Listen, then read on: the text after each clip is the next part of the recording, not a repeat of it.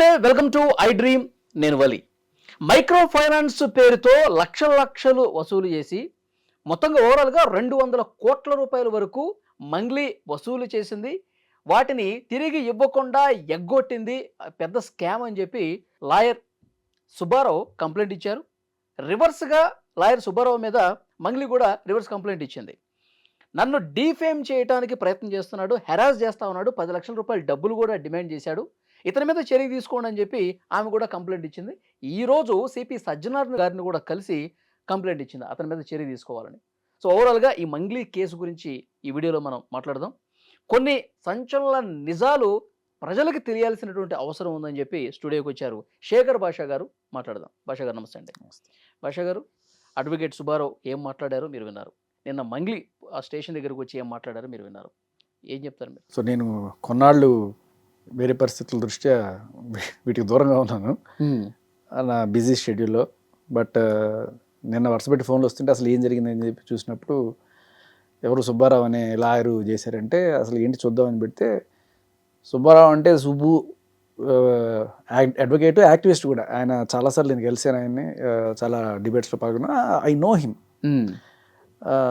Very fire person. అంటే నాకు తెలిసినంత వరకు ఆయన ఒక మంచి కాజెస్ కోసం పోరాడే మనిషి, దాంట్లో డౌట్ లేదు. అయితే తర్వాత ఓన్లీ మీడియాలో వచ్చే న్యూస్ కాకుండా నేను గ్రౌండ్ లెవెల్లో అసలు ఏం జరిగింది అనేది, ఆ ఆఫీస్లో జరిగిన ఆ మీటింగు, ఆ పంచాయతీ అది ఏంటి అనేది కనుక్కునే ప్రయత్నం చేశాను. అక్కడ నాకు తెలిసిన వాళ్ళు కొంతమంది ఉంటారు. అక్కడ నాకు క్లియర్గా తెలిసిన సమాచారం ఏంటంటే, చాలా గట్టిగా అరుపులు వినబడ్డాయి. పచ్చి బూతులు తిట్టినారు. గుద్దిచ్చి చంపించేస్తాం, యాక్సిడెంట్లో పోతావురా, నీకు నాకు ఆల్రెడీ కొన్ని మర్డర్ కేసులు ఉన్నాయి నా మీద, ఇటువంటి మాటలు వినబడ్డాయి అక్కడ. ఓకే. దీన్ని విన్న ప్రత్యక్ష సాక్షులు కొంతమంది. నాకు ఈ మాటలు అన్నది ఎవరండి? ఆ రూమ్లో పక్కన ఒక క్యాబిన్లో ఈ సెటిల్మెంట్ జరుగుతున్నప్పుడు పక్కన విన్నవాళ్ళు ఈ సుబ్బారావుని ఉద్దేశించి అన్నారు. అన్న వ్యక్తులు ఎవరో మరి తెలియదు. మాటలు అయితే ఇలా ఉన్నాయి. ఇది జరిగిన కొద్దిసేపు నేను అడిగాను, కొట్టారా సుబ్బుని అని అడిగాను. అంటే లేదు, కొట్టలేదు, చెయ్యి ఎవరు చేసుకోలేదు, కానీ చాలా గట్టిగా బెదిరించారు, డబ్బులు కూడా ఆఫర్ చేశారు. నేను విన్నది ఏంటంటే, ఐ డోంట్ నో, మీరు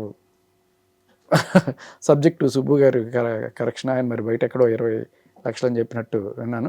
బట్ నేను అక్కడ విన్నది అంటే 2 కోట్ల దాకా ఆఫర్ చేశారు అన్నట్టుగా నాకు వస్తున్న సమాచారం. అంటే ఏమీ లేని దానికి అంత ఎందుకు ఆఫర్ చేస్తారు? ఇప్పుడు నీ తప్పు లేదు అనుకుంటే నేను అసలు ఎందుకు అక్కడికి వచ్చి సెటిల్మెంట్ మాట్లాడతావు నువ్వు?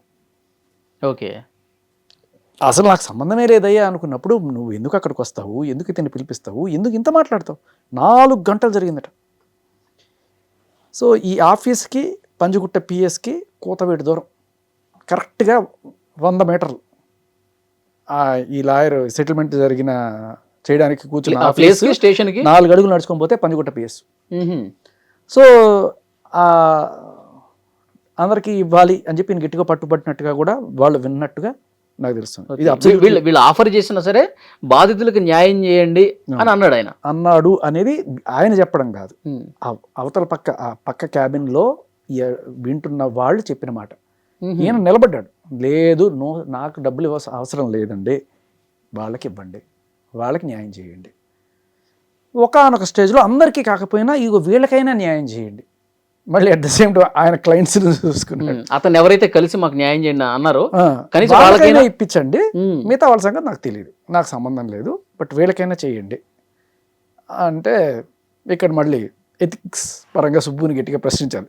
ఏమ్మా, మీ వాళ్ళకి మాత్రం న్యాయం చేస్తే సరిపోతుందా, మిగతా వాళ్ళకి చేయొద్దా అని కూడా అడగాలి. సరే, వాట్ ఎవర్. ఇది వాళ్ళు విన్న మాటలు నాకు నేను కనుక్కున్నప్పుడు నాకు తెలిసినవి. ఇక నాకు అసలు సంబంధమే లేదు. ఈ సుబ్బు అనేటోడు బిగ్ బాస్కి వెళ్ళడానికి రకరకాల ఫేమ్ అవ్వడానికి ప్రయత్నిస్తున్నాడు. ఏదైనా సినిముఖి అంటే క్రష్, అయితే నాకు ఐశ్వర్యరాయ్ అంటే క్రష్ ఉంటే ఏంటి తప్పు? శ్రీముఖి అంటే క్రష్, లేకపోతే జయమాల్ అంటే క్రష్, జ్యోతిలక్ష్మి అంటే క్రష్, అయితే ఏంటి దానికి దీనికి సంబంధం ఏంటి? ఓకే, ఇలా ఒక నిందేస్తే బిగ్ బాస్కి వెళ్ళాలనుకుని ఫేమ్ అవుతున్నాడు, సరే బిగ్ బాస్కి వెళ్ళాలని అనుకుంటారు, నీకు వస్తే వెళ్ళవా? వెళ్ళాలని చాలా మందికి ఉంటుంది, అది దానికి దీనికి సంబంధం ఏంటి అసలు? అసలు ఈ పాయింట్ ఎందుకు వచ్చింది అనవసరంగా? బిగ్ బాస్కి వెళ్ళాలని ఫేమ్ అవ్వాలనుకుంటే ఈవెంట్ ఎందుకు టార్గెట్ చేయాలి? ఈయన లాయర్ వృత్తిరీత్యా ఈయన దగ్గరికి వచ్చారు బాధితులు, ఈయన వాళ్ళ కేసుని తీసుకున్నాడు. తీసుకొని జనరల్గా లాయర్కి సంబంధించి ఏముంటుందంటే, ఇది కోర్టులోకి వెళ్తే సంవత్సరాలు పడుతుంది, వీళ్ళకి డబ్బులు ఇప్పించాలంటే డైరెక్ట్గా ఏదో సెటిల్మెంట్ చేసి కొద్ది గొప్ప సెటిల్మెంట్ చేద్దాం అనేది చాలా వరకు ఉంటుంది. కోర్టులోకి వెళ్తే ఎప్పుడు తేలాలి? ఇవి కూడా మైక్రో ఫైనాన్స్లో పెట్టడం ఇవన్నీ కూడాను. గ్యాంబ్లింగ్లో పెట్టడం నీ తప్పు. నువ్వు పెట్టేసి ఇది నాకు డబ్బులు ఇప్పించానంటే, అరే అది మోసపోతావరా అని చెప్పి తెలియాలి కదా. ఈ మల్టీ లెవెల్ మార్కెటింగ్ ఉంటుంది కదా, మీరు ఒకటితో పెట్టించండి, వాడు ఇంకోటితో పెట్టించండి, వాడు ఇంకోటితో పెట్టించండి. మన స్టాలిన్లో చెప్పాడు, మీరు ముగ్గురికి చెప్పండి, వాళ్ళు ముగ్గురు చెప్పమని చెప్పండి. అలా పాపం ఒకళ్ళని తీసుకొచ్చారు, ఆవిడ పాపం ఇంకొక ముగ్గురికి చెప్పింది. ఇలా ఒక టీములు తయారై వీళ్ళు ఇనిషియల్గా ప్రతి చోట జరిగేది ఇదే. ఇనిషియల్గా టక్ డబ్బులు వచ్చేస్తాయి. 1-2-3 నెలలు అబ్బా వచ్చేస్తుంది ప్రతి ఒక్కడికి ఆశ. ఇక్కడ ప్రధాన శత్రు ఆశ, మంచిగా దురాశ. సో వీళ్ళందరూ వచ్చి పెట్టిన తర్వాత ఇప్పుడు లబ్బోదివ్వమంటున్నారు. వాళ్ళు పెట్టింది కూడా మంగ్లీ గారిని చూసే పెట్టాము, మంగ్లీ గారి పేరు ప్రస్తావించారు, వీళ్ళందరూ డబ్బులు అడిగేవాళ్ళు. మంగ్లీ గారు హోటల్ స్టార్ట్ చేస్తున్నారు, తర్వాత పబ్ స్టార్ట్ చేస్తున్నారు, ఆసుపత్రి జరుగుతుంది. సో మీరు డబ్బులు పెడితే మీకు అత్యధికంగా లాభాలు వస్తాయి, ఆ లాభాలు మీకు ఇస్తాం. మంగ్లీ గారు ఇంటికి కూడా ఒకరోజు తీసుకెళ్లారంట కదా. అంటే ఇప్పుడు ఇది మామూలుగా ఏదో ముఖం తెలియని వాడు చెప్పడం కన్నా, ఇప్పుడు వీళ్ళు ఉంటారు, విరాట్ కోహ్లీ ఇది తాగేసి మీరు తాగండి భలే ఉంటుంది. ఆయన ఎప్పుడు అది తాగని కూడా తాగడు కనీసం. అమితాబ్ బచ్చన్ చెప్పాడు, సోను సూద్ చెప్పాడు, అలాగే మంగ్లీ చెప్పింది. అది వేరు. అంటే ఒక బ్రాండ్ ప్రమోషన్ చేయడం అనేది వేరు. అది చేసిన దానికే కదా మనం అదే పంజగుట్ట పీసులు కేసులేని ఈ Bigg Boss celebrities gambling promote చేశారని చెప్పి వాళ్ళ మీద కేసులు అయినాయి కదా. సో ప్రమోట్ చేయడం వేరు, ఆ ప్రమోట్ చేసే కంపెనీ ఏదో ఉంది, వీటి మధ్యలో ఒక బ్రాండ్ అంబాసిడర్గా తీసుకోవడం వేరు. ఇక్కడ నీ ఇంటి వాళ్ళే, నీ తమ్ముడు, నీ చెల్లెలు, ఆవిడికి చేసుకోవాలనుకున్న సంబంధం కలుపుకోవాలనుకున్న వ్యక్తి, వీళ్ళందరే ఉన్నారు కదా అక్కడ. అవును. So just brand ambassador, you are somehow related to this అనేది అర్థమవుతుంది. మొన్న రీసెంట్గా ఒక పాట వచ్చింది, చాలా మంది క్రిటిసైజ్ చేశారు.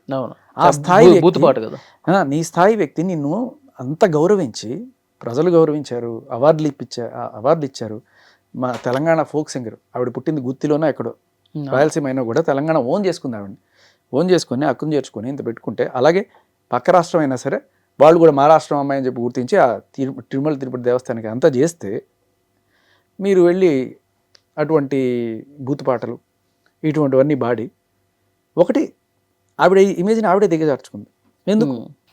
అసలు ఈ కేసులో అదొకటే కాకుండా కొన్నాళ్ళ క్రితం 150 కోట్లు వాళ్ళ ఇంట్లో దొరికాయి అని చెప్పి దీని రిలేటెడ్. సో ఇప్పుడు వీళ్ళు ఇస్తున్న కంప్లైంట్కి దానికి అప్పుడు 150 కోట్లు ఎందుకు వచ్చింది ఎవరికి అర్థం కాల. ఇప్పుడు ఈ కేసుకి వెళ్ళినప్పుడు మనకు తెలుస్తుంది. ఇక్కడ చాలా ఇంపార్టెంట్ థింగ్, మళ్ళీ ఈయన సుబ్బారావు వెళ్ళి అక్కడ కేసు పెట్టాడు పంజగుట్ట పిఎస్లో, వెంటనే ఎఫ్ఐఆర్ కూడా అయింది, విచ్ ఇస్ వెరీ గుడ్. ఎందుకంటే అక్కడ చాలా మంచి ఆఫీసర్స్ ఉన్నారు. ఎస్హెచ్ఓ రామకృష్ణ గారు అనుకుంటా, ఆయన I have seen him in action, very genuine, very sincere, very honest officer ఆయన. సో ఆయన ఈ సాక్ష్యాలు చూసి వెంటనే జనరల్గా వెళ్ళి ఒక మగాడు వెళ్ళి ఒక ఆడది నన్ను కొట్టేసింది తిట్టేసింది అంటే తీసుకోరు కేసు. మీరే కదా చెప్తున్నా. But he felt that there is something substance in it and case తీసుకున్నారు. తీసుకున్న తర్వాత అంటే కేసు పెట్టి ఏదో రకంగా కాంప్రమైజ్కి తీసుకొచ్చి చేసుకుందాం అని చెప్పి అదొక ఆలోచనలు ఉంటాయి కదా.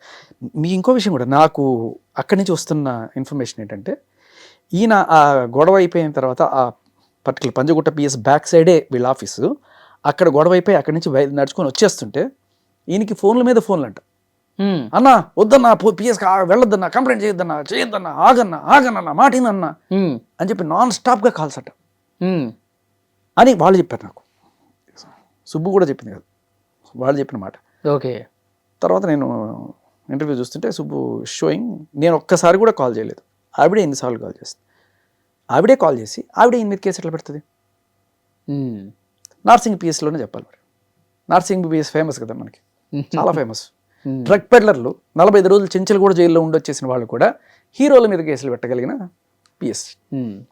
ఒకటి కాదు కదా, 5 ఏళ్ల తర్వాత ఒకరు వచ్చి నేను చిన్నప్పుడు నా మీద అత్యాచారం చేశారని చెప్పి కేసు పెడతారు. ఇటువంటి కేసులకి నిలయం మన నార్సింగి పిఎస్. ఓకే. కాదు సార్, ఇప్పుడు మంగ్లీ కేసులో ఇంత జరిగిన తర్వాత అసలు నా ఇన్వాల్వ్మెంట్ ఎక్కడుంది, అసలు నేను ఎక్కడున్నాను, నేను ఎవరినన్నా డబ్బులు అడిగానా, నా పాత్ర ఏంటి, ఇవేమీ లేకుండా నన్ను ఎట్లా బదనాం చేస్తారు, నన్ను ఎట్లా ఇందులో ఉన్నానని ఎట్లా క్వశ్చన్ చేస్తారని అడుగుతున్నాను.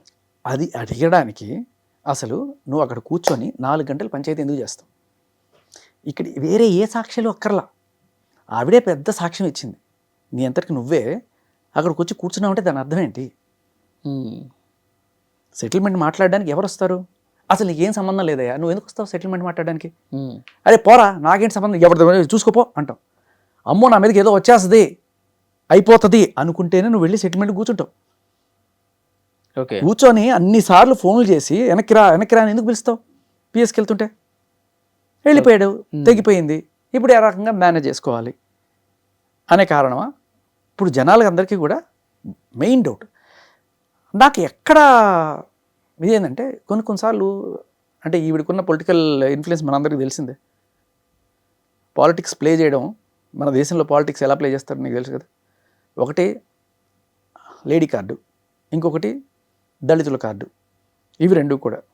అందుకనే జనరల్గా కేసులు ఒక దళితుడిని పట్టుకొని అన్నారు, ఒక మహిళను పట్టుకొని అన్నారు, ఇక్కడి నుంచి మొదలవుతుంది రాజకీయం. ఒక గిరిజన మహిళను పట్టుకుని ఇట్లా ఇబ్బంది పెడతారా? అది వేరే వాళ్ళని పట్టుకుని ఇబ్బంది పెట్టచ్చా? పొలిటికల్ గేమ్ ఆడడం నేర్చుకున్నారు ఓవర్ పీరియడ్ ఆఫ్ టైం జనాలందరూ కూడా. ఎస్పెషల్లీ ఇప్పుడు సుబ్బుకు ఫోన్ చేసినప్పుడు కూడా కేంద్ర మంత్రి ప్రస్తావన తీసుకొచ్చారని, ఎమ్మెల్యే కొడుకు ప్రస్తావన తీసుకొచ్చారని ఇది కూడా చెప్తా ఉన్నాడు ఆయన. ఇంకొకటి షాకింగ్ విషయం ఏంటంటే కొన్నాళ్ళ క్రితం ఈవిడ బర్త్డే రోజున పార్టీ కోసం పోలీసులు అక్కడికి వెళ్ళి డ్రగ్స్ ఏవో వాడుతున్నారు అని చెప్పి కలకలం రేగింది. ఆ తర్వాత కేసు ఏమైందో ఎవరికి తెలియదు. పాటలు అయితే పాడావు కదా, ఇటువంటి అసభ్యకరమైన పాటలు. ఇప్పుడు ఏమైంది, సద్గురు లాంటి వాళ్ళు కూడా ఈసారి శివరాత్రికి పిలవలేవండి, నో ఎంట్రీ. ప్రతి సంవత్సరం కూడా ఆవిడ అక్కడ వచ్చి అంటే ఎంత గౌరవం కోల్పోయింది కదా. ఎందుకు? Just because they felt she's involved in this kind of ఆవిడ బర్త్డే రోజున డ్రగ్స్ లేకపోతే ఇది కలకలం వచ్చింది కాబట్టి. సద్గురు నెట్వర్క్ చాలా స్ట్రాంగ్ ఉంటుంది, వేలాది మంది ఫ్యాన్ బేస్ కదా ఆయనకి. సో పోలీసుల నుంచి తప్పించుకోవచ్చు కానీ అక్కడి నుంచి తప్పించుకోలేరు. ఆయనకి ఖచ్చితంగా ఇన్ఫర్మేషన్ ఉంటుంది. నువ్వు తప్పు చేయలేదంటే ఖచ్చితంగా ఆయన నేను చేర్చుకుంటాడు, ఉంది అంటే మాత్రం ఖచ్చితంగా దూరం పెడతారు. అదే మనకి. సో ఆ రకంగా అక్కడ ఇప్పుడు ఈ కనెక్షన్లో ఆయన పంజగుట్టకి వెళ్ళినప్పుడు నేను షాక్ అయిన విషయం ఏంటంటే ఆయనకి డ్రంక్ అండ్ డ్రైవ్ టెస్ట్ చేశారు. ఆయన రోడ్డు మీద ఏమైనా బండి నడుపుతున్నాడా? రోడ్డు మీద బండి నడుపుతున్నాడు ఆయన. అంటే తాగేసి వచ్చి నువ్వు ఏమైనా కంప్లైంట్ ఇవ్వడానికి వచ్చావా? వెరీ గుడ్, చాలా మంచి ప్రాక్టీస్. ప్రతి స్టేషన్లోనూ ప్రతి కంప్లైంట్ ఇచ్చేవాళ్ళు మీరు టెస్ట్ చేయండి, తాగేసి వచ్చి ఇస్తున్నాడా అని చెప్పి. అసలు పోలీసులకు ఆలోచన ఎందుకు వచ్చిందండి? ఆలోచన వాళ్ళకి ఎందుకు వచ్చింది అని బదులు మనకి ఎందుకు రాలేదు ఇన్నాళ్ళని సిగ్గుపడాలి మనం. నిజంగా చెప్తున్నా, ఖచ్చితంగా చేయాలి, మంచి ప్రాసెస్. కానీ ప్రతి ఒక్కరికి చేస్తున్నావా నువ్వు? ఎందుకు సుబ్బుకే చేసావు అంటే రాత్రికి రాత్రి ఈవిడ వెంటనే అక్కడికి వెళ్ళి కేసు పెట్టడం, ఈయన ఒక్క కాళ్ళు లేకపోయినా కూడా ఈయన ఆవిడని థ్రెటన్ చేశానని చెప్పి అక్కడ వెళ్ళి ఎఫ్ఐఆర్ చూపించడం. కార్డులు ఉన్నాయి కదా మనకి, గట్టిగా మహిళా కార్డు వాడచ్చు. నన్ను పర్సనల్గా కలవమన్నాడు, 10 లక్షల రూపాయలు డబ్బులు డిమాండ్ చేశాడు, ఇవన్నీ కూడా చెప్పారు కదా. బట్ ప్రూఫ్ చూపించాలి కదా. సుబ్బు చూపిస్తున్నాడు కదా ప్రూఫ్లు. ఇదిగోండి చూడండి ఇన్ని కాల్స్, నేను ఒక్క కాల్ చేశాను చూపించమానండి అడుగుతున్నారు కదా. సో మగాడు కేసు పెట్టాలంటే 100 సాక్ష్యాలు కావాలి, ఆడవాళ్ళు కేసు పెట్టాలనుకుంటే నోటి మాట చాలు. అందులోని సెలబ్రిటీస్, మన సజ్జనార్ గారు మొన్న ఒక వీడియో రిలీజ్ చేశారయ్యా. సజ్జనార్ గారు ఏమంటున్నారంటే ఆడపిల్లలు చాలామంది మోసపోతున్నారు, మా దగ్గర రకరకాల కేసులు వస్తున్నాయి పాపం, యూట్యూబ్ అది ఫేస్బుక్లోను ఇన్స్టాగ్రామ్లోను అబ్బాయిలంట షారుఖ్ ఖాన్ సల్మాన్ ఖాన్ లాంటి ఫోటోలన్నీ పెట్టేసి వాళ్ళని మభ్యపెట్టేసి వాళ్ళతో డబ్బులన్నీ ఇప్పించుకొని వాళ్ళని వాడుకొని చేస్తున్నారు. ఇటువంటి కేసులు చూస్తే నాకు చాలా బాధేస్తుంది. అమ్మాయిలు మీరు ఎవరన్నా సరే మీరు వచ్చి కేసులు పెట్టండి ఇటువంటి వాళ్ళ మీద, వాళ్ళు ఎక్కడున్నా సరే వాళ్ళందరినీ తీసుకొచ్చి, ఎంతమంది అయితే అబ్బాయిలు అంతమందిని తీసుకొచ్చి లోపలేసేస్తాం అని చెప్పారు. ఈ ఫెసిలిటీ ఆడవాళ్ళకైనా సార్, మగవాళ్ళకి లేదా అని అడుగుతున్నాను నేను. అంటే ఇప్పుడు నిజంగా మగాళ్ళు కూడా బాధితులుగా ఉన్న సందర్భాలు ఉన్నాయి కదా, హనీ ట్రాపులు చేసి. లేదు, నీకు ఇక్కడ ఏంటంటే మగాళ్ళకి చెప్పాల్సిన అవసరం ఏంటి? ఇప్పుడు కేసులు ఎక్కువ ఎవరు వస్తున్నాయి? ఆడవాళ్ళే వస్తున్నాయి, మగాళ్ళు రావట్లేదు అనేది పోలీసుల వాదన. కానీ మగాళ్ళ కేసులు ఎక్కడ తీసుకుంటున్నారు సార్ మీరు? మగాడిచ్చే కేసులే తీసుకోరు కదా. మీరు కేసులు తీసుకోరు కాబట్టి ఈ కేసులే ఉన్నాయి కాబట్టి ఇదే ప్రాజెక్ట్ చేస్తారు.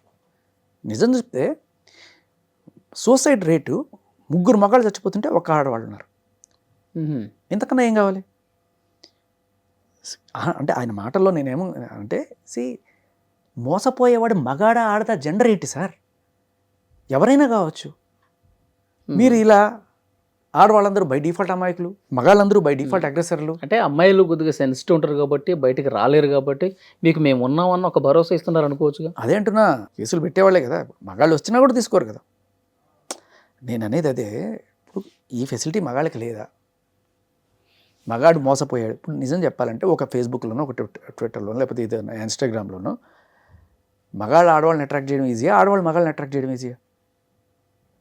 వందల వేల అకౌంట్లు ఆడవాళ్ళు ఇక్కడ ఇవాళ రేపట్లో 500, 1000 రూపాయలు మీకు ఫ్రీ షోలు, సెమీ న్యూడ్ షోలు, టాప్లెస్ షోలు ఇలా రకరకాలుగా ఇచ్చుకుంటూ డబ్బులు సంపాదించుకుంటున్నారు వాళ్ళు ఇవాళ రేపట్లో.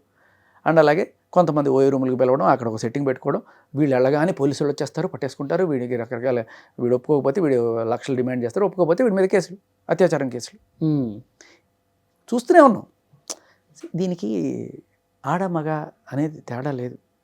డబ్బులు ఎవరన్నా సరే మోసపోయారు అనుకో, సరే పెళ్లి చేసుకుంటాను అని చెప్పి వాడు ఏదో అంత డబ్బులు తీసుకోవడం అది వేరే విషయం. ఇక్కడ మగాడి దగ్గర నుంచి డబ్బులు పొందడానికి వీళ్ళు వాడేది ఏంటంటే ఫేక్ రేప్ కేసు. రీసెంట్గా మనం చూసాం కదా, ఇంజనీరింగ్ కాలేజ్ అబ్బాయి ఓయో రూమ్కి వెళ్ళి అత్యాచారం చేశారంట. ఓయో రూమ్కి ఎందుకు వెళ్ళింది ఈమె? సంవత్సరంన్నరగా రోజు జరుగుతుందంట. అయినా ఆడవాళ్ళ అమ్మాయికులు. నువ్వు ఏమైనా అయిపో అంటే మీరు ఎలాగో మగాళ్ళు పట్టించుకోరు కాబట్టి అంటే ఇక్కడ ఏంటంటే ఆడవాళ్ళు అయి ఉండాలి, సెలబ్రిటీలు అయి ఉండాలి. ఓకే, ఇప్పుడు ఈవిడెళ్ళి ఆ బాధితురాలు ఎవరైతే పాపం పంజగుట్ట పిఎస్లో బయట మీడియాతో మాట్లాడిందో, ఇట్లా నా దగ్గర నుంచి 5 లక్షలు తీసుకున్నారు, ఇట్లా వాళ్ళ దగ్గర నుంచి, వాళ్ళకి సజ్జనార్ గారు అపాయింట్మెంట్ దొరుకుతుందా? వాళ్ళు వెళ్ళి మాట్లాడచ్చా? Only celebrities. ఇప్పుడు మంగ్లీ ఎంత స్వేచ్ఛగా ఎంత అఫీషియల్గా వెళ్ళి ఒక లెటర్ ఏదో ఇచ్చిందో, ఒక విజ్ఞాపన పత్రం అందించిందో అతని మీద చర్యలు తీసుకోవాలి సుబ్బారావు మీదని, మరి ఈమె కూడా అంతే స్వేచ్ఛగా అంతే డైరెక్ట్గా సజ్జనారాయణ గారిని కలిసి మంగ్లీ పేరు చేసి డబ్బులు కట్టించుకున్నారు, మేము మోసపోయాం, మీరు యాక్షన్ తీసుకోండి అని చెప్పి వాళ్ళు కూడా ఇచ్చే స్వేచ్ఛ ఉండాలి. అదే కదా, మీరు సెలబ్రిటీయా? మీరు మగాళ్ళు అంటే అట్లా తీసుకోరు. మీరు అదే ఓపెన్గా చెప్పేశారు కదా. నేను ఆడవాళ్ళు మీకు అన్యాయం జరిగితే మేము అంటే, మగాళ్ళకి అన్యాయం జరిగితే మేము లేవు. ఇప్పుడు ఈ కేసులో సార్ ఇక్కడ పాయింట్, చాలా ఇంపార్టెంట్ పాయింట్ చెప్తాను మీకు. ఈయన పిఎస్కి వెళ్తే డ్రంక్ అండ్ డ్రైవ్ టెస్ట్ చేశారు. ఈయనకి ఏ రోజైనా సరే డ్రంక్ అండ్ డ్రైవ్ కేసులు ఉన్నాయా? ఇంతకుముందు ఎక్కడైనా సుబ్బు మీద డ్రగ్స్ కేసులు ఉన్నాయా? లేవు. సస్పెక్షన్ ఉందా కనీసం? లేదు. ఈవిడ బర్త్డే పార్టీలో కలకరం రేగింది డ్రగ్స్ గురించి అని చెప్పి ప్రపంచమంతా న్యూస్ వెళ్ళింది. సద్గురు లాంటి వాళ్ళే ఆవిడని రానికుండా చేసిన నేపథ్యంలో ఈవిడ నార్సింగ్ పిఎస్కి వెళ్ళినప్పుడు ఈవిడికి ఎందుకు టెస్ట్ చేయలేదు? సుబ్బారావుకి చేసినప్పుడు మంగ్లీకి ఎందుకు చేయలేదు? ఎందుకు చేయలేదు? అమ్మాయిని అవమానిస్తారా సార్? అదే కదా మగాడంటే బై డిఫాల్ట్ అని కొట్టుకో, వాడు న్యాయవాదైనా ఏమైనా సరే అంతే. ఆయన ఓపెన్గా చెప్పారు కదా, ఆడవాళ్ళకి మేము ఉన్నాం, మగాళ్ళు మీరేమైనా అయిపోండి. ఇప్పుడు ఈ కేసులో ఏం జరగబోతుంది సార్? అదే అంటున్నా, నాకు బయటపడే అవకాశం ఉంది. ఎందుకంటే ఐ పర్సనల్లీ నేను ఎందుకంటే పంజగుట్ట పిఎస్లో ఎస్హెచ్ఓ రామకృష్ణ గారు నేను పర్సనల్గా కలిసా. లిటరల్లీ ఒక పేట్రియాట్ని చూసాను ఆయనలో, నిజంగా ఒక దేశభక్తి. ఆయన ఏదైనా కొనాలన్నా కూడా మేక్ ఇన్ ఇండియా అని కొంటున్నాడు ఆయన. ఉన్న కాసేపట్లో నేను గమనించిన మనిషి ఆ వ్యక్తిత్వం అంత సిన్సియర్ ఆయన. అటువంటి పిఎస్ పరిధిలో ఇంత ఇది ఎలా జరిగిందనే నాకు ఆశ్చర్యం వేసింది. అంటే సుబ్బు లాంటి లాయర్ వచ్చి పెడితే ఆయన లోపల రానివ్వకపోవడం, ఆయన కొంచెం తక్కువ చేయడం, డ్రంక్ అండ్ డ్రైవ్ టెస్ట్ చేయడం ఏంటండి? డ్రంక్ అండ్ టెస్ట్ చేయడం అంటే చాలా మందిలో ఒక అనుమానం ఉంది, కొంతమంది ఏమన్నా మంగ్లీకి అనుకూలంగా వ్యవహరిస్తున్నటువంటి అనే సంకేతమే వెళ్తుంది కదా. ఇప్పుడు పోలీస్ స్టేషన్లో న్యాయం చేయడమే కాదు, న్యాయం చేస్తున్నట్టు ప్రజలకి తెలియడం కూడా చాలా ఇంపార్టెంట్. ఇది న్యాయం చెప్తుంది, చట్టం చెప్తుంది. మీరు న్యాయం చేయడమే కాదు, న్యాయం చేస్తున్నామని ప్రజలకు తెలియాలి. ఎప్పుడైతే ఇటువంటిది జరుగుతుందో ఇక్కడ అందరికీ డౌట్ వస్తుంది. ఒక డౌట్ రేకెత్తిచ్చే విధంగా ఉండింది ఆ డ్రంక్ అండ్ డ్రైవ్. ఏదైనా డ్రంక్ అండ్ డ్రైవ్ కూడా కాదు కదా, సడన్గా అది ఎక్కడి నుంచి వచ్చింది? ఉన్న పళంగా రీడింగ్ కూడా తెలియదంట కదా. 25 పాయింట్స్ ఎంతో వచ్చినాయి. ఎంతో నేను వచ్చే ముందే కాఫీ తాగొచ్చాను, వీళ్ళు పెట్టి చూశారు. అదే పాయింట్ ఏంటంటే, మొన్న లావణి దొరికింది, డ్రగ్స్ టెస్ట్ చేశారా? చేయలేదు. 45 రోజులు చెంచల్గూడలో జరిగింది. ఈ రోజు దాకా ఈ 12 కేసుల్లో ఆవిడ వెళ్ళి పోలీస్ స్టేషన్లో కేసులు పెట్టడానికి వెళ్ళినప్పుడైనా సరే కనీసం ఈవిడ డ్రగ్స్ మత్తులో పెడుతుందా, నిజంగా పెడుతుందా అని చెప్పి టెస్ట్ చేశారా? నన్ను దాడి చేయడానికి వచ్చిన రోజు ఫుల్గా మందు కొట్టి డ్రగ్స్ చేసుకొని వచ్చి ఎంత పచ్చి బూతులు మాట్లాడుతూ రోడ్డులో అర్ధరాత్రి 11:30కి అటాక్ చేసినప్పుడు కనీసం పోలీస్ స్టేషన్లో ఆవిడ తీరు చూడగానే అర్థమైపోతుంది ఫుల్గా తాగేస్తుంది. కనీసం డ్రగ్ టెస్ట్ చేశారా? అంత పేరు మోసిన ఆవిడ కదా, 45 రోజులు చెంచల్గూడ జైల్లో పెట్టారు కదా. ఈవిడకి మంగ్లీ ఏమి ఆవిడ కూడా ఒక కేసు అంటుకుంది కదా బర్త్డే రోజున. మరి సుబ్బుకి ఎందుకు చేశారు, ఈవిడికి ఎందుకు చేయరు? బేసికల్లీ ఏంటంటే ఇక్కడ మీరు అన్నట్టు ఆడవాళ్ళు సార్, మీరు ఏమైనా చేసుకోండి, మందు కొట్టండి, డ్రగ్స్ చేయండి, మేము మిమ్మల్ని ఏం క్వశ్చన్ చేయం, మిమ్మల్ని ఏం అడగం. మీరు కంప్లైంట్లు ఇస్తే మేము పెట్టేస్తాం, అంతేనా? అంతే కదా. ఏ సాక్ష్యం ఉందని ఈయన మీద పెట్టారు కేసు? ఏ సాక్ష్యం చూపించారు ఈ రోజు దాకా? ఆవిడ చెప్పిన 2 ముక్కలు, శ్రీముఖి అంటే క్రష్, బిగ్ బాస్కి వెళ్ళాలనుకుంటారు. ఇవే సాక్ష్యాలు.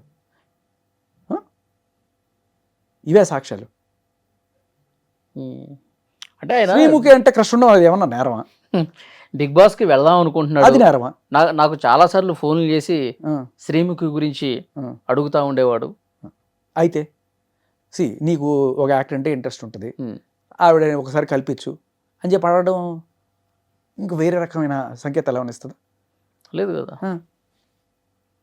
నాకు రాజతరుణ్ తెలుసు అనుకుందాం, నువ్వు ఒకసారి నాకు రాజతరుణ్ సినిమాలు చూసాను, నన్ను ఒకసారి రాజతరుణ్ కల్పించావు, నాకు ఇష్టం అంటావు. అయితే అది తప్పు కాదు కదా. జస్ట్ బికాస్ శ్రీముఖి ఆడదైపోయింది, ఈయన మగాడైపోయాడు కాబట్టి ఏదో రకంగా బురద జల్లే కార్యక్రమం కదా. మనల్ని మనం సేవ్ చేసుకోవడానికి కోసం మన కులం గుర్తొస్తుంది, మనం ఆడవాళ్ళని గుర్తొస్తాం. అవతల వాళ్ళ మీద బురద జల్లడానికి వాడు ఒక ఉమెనైజరు. అంటే మంగ్లీ పేరు తీసుకొస్తే ఆయనకి ఫేమ్ వస్తుంది, రాష్ట్ర వ్యాప్తంగా ఆయన పేరు చర్చలో ఉంటుంది, కాబట్టి బిగ్ బాస్లోకి వెళ్ళాలి. ఇప్పుడు మంగ్లీయే ఎందుకు డైరెక్ట్గా, ఇంకా బోల్డ్ మంది ఉన్నారు కదా, వై ఎందుకు? ఇంకా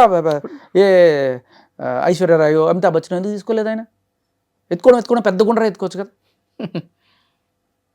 ఇప్పుడు మొత్తం స్టేట్ మొత్తం మీద ఈవిడైనా సెలబ్రిటీ.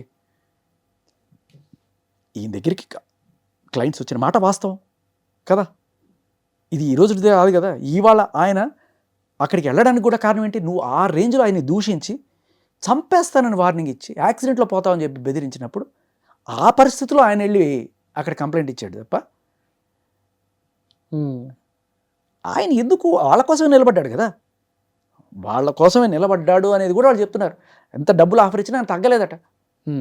ఆయన మాటలు కాదు, ఆయన ఏముంది ఆయన చెప్పడం పెద్ద విషయం కాదు, పక్కన ఉన్నవాళ్ళు చెప్పిన మాట నేను చెప్తున్నాను మీకు. ఓకే, మరి పోలీసులు కూడా ఇన్వెస్టిగేషన్లో ప్రూఫ్స్ అడుగుతారు కదండి. సార్ ఒక మాట, ఇన్వెస్టిగేషన్ అంటే ఏంటి? పోలీసులు కనుక్కోవాలి అంతేగా. బేసిక్ ప్రైమ్ ఆఫేసి ఇస్తాం మనం. 10 కాల్స్ ఆవిడ చేసిందని చూపించారు ఆయన. ఎందుకు చేస్తుంది 10 కాల్స్? ఆవిడకి ఏంటి సంబంధం? చేసింది, మెసేజ్లు చూపించాడు. ఇన్ని ఉన్నప్పుడు పోలీసులకి ఇది చాలు.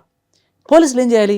ఇప్పుడు ఇన్వెస్టిగేట్ చేసి దీంట్లో నిజాలు ఎంత ఉన్నాయి అని కనుక్కోవాలి, సాక్ష్యాలు వాళ్ళు తీసుకురావాలి, అది వాళ్ళ పని. బేసిక్ నువ్వు ఇస్తావు, ఖచ్చితంగా చేయగలరు. మన పంజగుట్ట పిఎస్ నేను అదే చెప్తున్నాను కదా, మంచి ఎఫిషియెంట్ ఆఫీసర్స్ ఉన్నారు అక్కడ, చాలా మంచి ఎఫిషియెంట్ ఆఫీసర్స్ ఉన్నారు. బట్ ఇప్పటికీ నాకు అర్థం కాని విషయం ఏంటంటే ఆ డ్రంక్ అండ్ డ్రైవ్ టెస్ట్ మరి ఎవరన్నా చెప్పారా, లేకపోతే మేబీ కొన్నిసార్లు ఏమవుతుందంటే అక్కడ మంగళికి సంబంధించిన వాళ్ళు కూడా ఎవరన్నా వచ్చి ఆయన తాగేసి చేస్తున్నాడు సార్ అని చెప్పి ఆరోపించినప్పుడు అప్పుడు కొన్నిసార్లు వాళ్ళ కోసం కూడా చేసి ఉండొచ్చు. ఓకే, అలా కూడా అయి ఉండొచ్చు. నేను ఆఫీసర్స్ని కూడా ఏమి తప్పు పట్టను నేను, ఎందుకంటే I seen them in action. Such a honest officer ఆయన. ఓకే, ఇప్పుడు అడ్వకేట్ సుబ్బారావు గారు అలిగేట్ చేస్తున్నట్టుగా రాజకీయ నాయకుల అండదండ కూడా ఉంది, పెద్ద పెద్ద నాయకుల పేర్లు కూడా చెప్తుంది కాబట్టి. ఎందుకంటే టీటీడీకి అడ్వైజర్ గా చేసింది కదా. అదే అంత ఇన్ఫ్లుయెన్స్ ఉన్నప్పుడు ఈ కేసు సజావుగా జరుగుతుందన్న నమ్మకం ఉందా? ఖచ్చితంగా లేదు. అంటే నాకు నమ్మకం ఎక్కడుందంటే ఆ ఆఫీసర్ మీద, ఆయన క్రెడిబిలిటీ మీద. పైనుంచి ఫోన్ కాల్స్ అది నా భయం. ఎందుకంటే పైనుంచి ఈవిడ వెళ్ళింది కదా, సజ్జనార్ గారు అంటే ఆడవాళ్ళకి మేము ఉన్నామమ్మా, ఏం చేసినా పర్లేదా? ఆడవాళ్ళు ఇబ్బందులు పడుతున్న ఆడవాళ్ళు, సమస్యలు ఎదుర్కొంటున్నటువంటి ఆడవాళ్ళు, మగాళ్ళ వల్ల వాళ్ళు ఏమి చేయలేని నిస్సహాయ స్థితిలో ఉన్న వాళ్ళకి రక్షణ కల్పిస్తాం ఆ యాంగిల్లో చెప్పుండొచ్చు సజ్జనర్ గారు. కానీ ఒక ఆడమనిషి నిజంగానే తప్పులు చేసి నేరాలు చేసి కాదు సార్, న్యాయం అంటే ఉమ్, బాధితులకి న్యాయం చేయడం. ఉమ్, బాధితుల్లో ఆడవాళ్ళకే న్యాయం చేస్తా ఉండడం ఏంటి?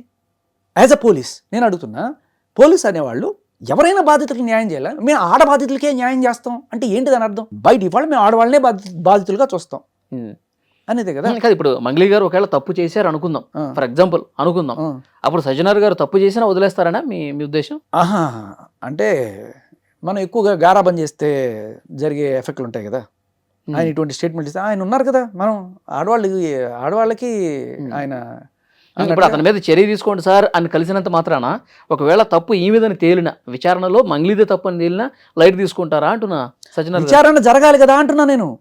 విచారణ జరగకుండానే పైనుంచి ప్రెషర్ వస్తే ఇక్కడ ఉన్న ఆఫీసర్ ఏం చేస్తారు? ఇలా డ్రంక్ అండ్ డ్రైవ్ నోట్లో పెడతారు. అది నిజంగా నాకు తెలీదు. అక్కడ ఉన్న మంగ్లీ ఏజెంట్స్ ఎవరైనా సరే అక్కడ ఉండి చేయండి, ఆయన తాగేసి వచ్చి చేస్తున్నాడు చూడండి అని చెప్పి అని ఉండొచ్చు. దానివల్ల అది చేసి ఉండొచ్చు, అంతవరకు నేను తీసుకోగలను. బట్ ఒకవేళ కనుక రాత్రికి రాత్రి సిచ్యువేషన్ మారిపోయి ఎందుకు కేసు పెట్టారు అని చెప్పి పైనుంచి ఏమైనా ప్రెషర్ వచ్చిందా నువ్వు అన్నట్టుగా కూడా దాంట్లో ఏమీ ఆశ్చర్యమేం లేదు. ఎందుకంటే నువ్వు చెప్పినట్టు హైలీ పొలిటికల్ ఇన్ఫ్లుయెన్స్ ఉన్న మనిషి ఆవిడ.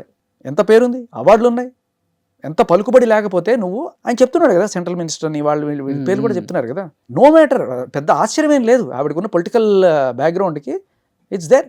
కానీ మనం ఇక్కడ అప్రిషియేట్ చేయాల్సింది, ఇంత పెద్ద భయపెట్టినా ఇంత పెద్ద పేర్లు చెప్పినా ఈ మనిషి నిలబడ్డాడు కదా.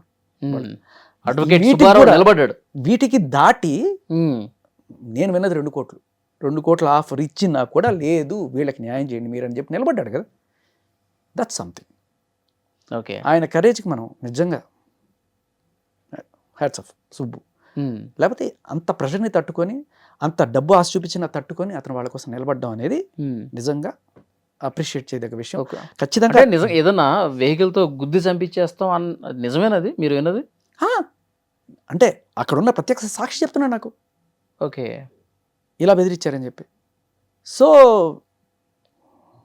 ఇవన్నీ కంప్లైంట్ ఇచ్చాడా? మొత్తం పిన్ టు పిన్ ఆయన మొత్తం ఇచ్చాడు. అది ఎఫ్ఐఆర్లో కొన్నిసార్లు లాయర్లు సెక్షన్లు పెడుతుంటారు కదా అని అడిగితే, లేదన్నా ఆయన ఇచ్చిన ప్రతి మాట అక్కడ జరిగింది అని చెప్పాడు. ఓకే. అండ్ ఇంకొకటి కూడా చెప్పాడు, నా పేరు బయటికి రానివ్వకు, మా ఆఫీస్ పేరు తీయకు అని కూడా చెప్పాడు. అమ్ముడు పోయాడనే కదా, భయపెట్టారు కూడా కదా, అదే ప్రాణభయం కూడా పెట్టారు కదా.